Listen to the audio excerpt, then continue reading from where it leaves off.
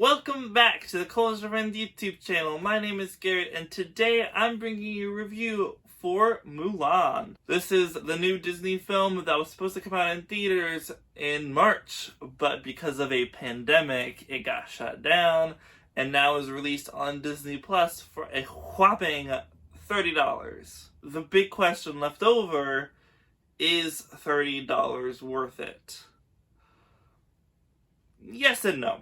For a live-action Disney remake, this is one of the better ones. But this one is more of a retelling. Yes, you have the same basic story structure, but they cut out characters, cut out the music, and what you have is a much more serious film where the stuff that should have a tonal impact, it does. For example, this film really hits hard the dishonesty that Mulan is doing and how her being a woman in the army could potentially be bad to both her and her family, which is something that the animated film doesn't really hit as hard on. It's more played for comedy, where in this film you actually feel the threat of what's happening and you're worried for Mulan. However, things that become conflict in this film are resolved way too quickly for my taste. Things that should take longer to get resolved, a scene in between after the conflict arises, and the next scene, boom, conflict is over. And that takes any of the notion that what just happened didn't really matter, because you could have kind of just skipped over it. Another thing this film does good is the cinematography. This movie looks great for about 95% of it. There's one major scene that was like, oh, that didn't look good. And then for some reason in the third act finale, when Mulan is fighting, she's in focus.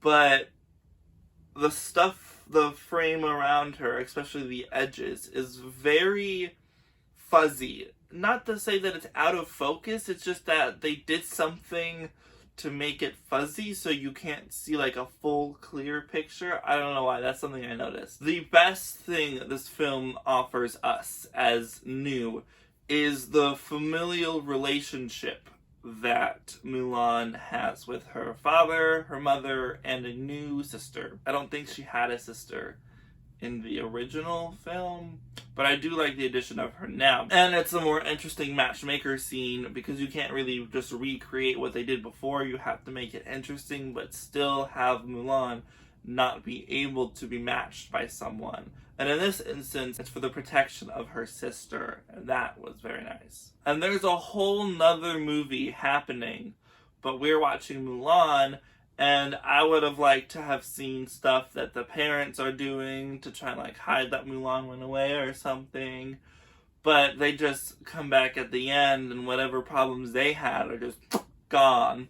Oh, I realized this, but we didn't get to see you realize that you did something wrong or came to a conclusion about yourself as a person. So some of the negatives. Firstly, characterization has kind of just gone out the window for this film. You have so many characters, especially in this little friend group that Mulan has. Instead of your three friends, Shang and Mulan, in the first film, and that the dude that was there that had the mustache, or the mustache, and I guess was Shang's assistant, whatever. Instead of those five, you have more. You have Mulan, the same three, Yao, Ling, and Po. Cricket, who they anthropomorphized for this movie, don't know why. And then a love interest character. And then you have your general, commanders, whatever military people have to be in this movie too. And they don't give these people attention. It's Mulan's film. Mulan gets the characterization. They're just there. And I would have to say that the third act of this film really fails compared to the rest of the movie. It's not as intense as other action scenes that we've had. You know what's going to happen. It's very predictable. And this is, of course, when I was saying that the sides of the screen, only when it's focused on Mulan is it fuzzy. And I don't know if that's her, chi affecting stuff. I don't know. That was a really fun element that they introduced into this. That it's inner chi, which is something that the culture would have more so, and that was fun to have in this movie. I would say all the acting comes across pretty well, except for the Emperor, who has some very bad line deliveries, which you can see in the trailer. This film is played very safe for a PG-13 film. There's really no blood. Any of, like, someone getting sliced or something, you see it happen, but you don't really see it happen. I know it's a children's film or marketed for children, but if you're gonna have it live action and make it as mature as the film is, go a little way for the action sense.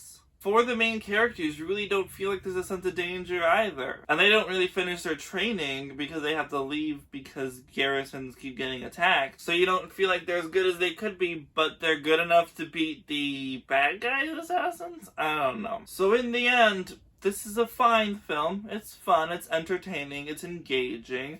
The cinematography is fantastic. I love the way this film looks. It's a visual marvel to look at. Any character outside of Mulan and mainly her family kind of get pushed to the side. Very niche characters. And the third act as a whole is kind of just like a dip in quality other than what's being shown on the screen. So I'm going to give Mulan a 7 out of 10. So, have you seen Mulan? Did you pay $30 to see Mulan? If you did, what did you think about the movie? If you liked this video, give it a like. If you want to see more, hit that subscribe button. And I'll see y'all in the next video.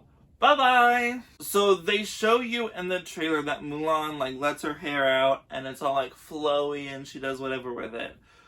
But directly before that, she lands in a puddle and her hair is soaking wet.